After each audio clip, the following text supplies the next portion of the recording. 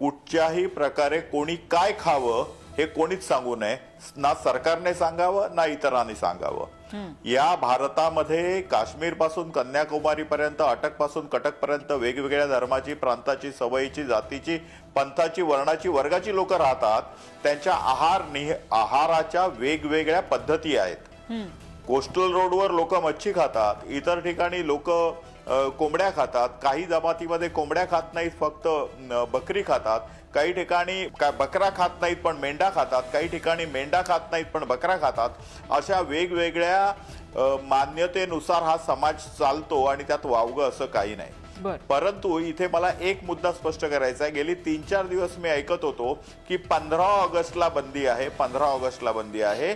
तर 15 ऑगस्टला नाही, त्या दिवशी कृष्णाष्टमी आहे, म्हणून कृष्णाष्टमीच्या दिवशी बंदी आहे। कृष्णाष्टमी जर 16 तारखेला असती तर ती 16 तारखेवर त्यांनी घातली असती। त्यामुळे 15 ऑगस्ट आणि या बंदीचा काही संबंध नाही।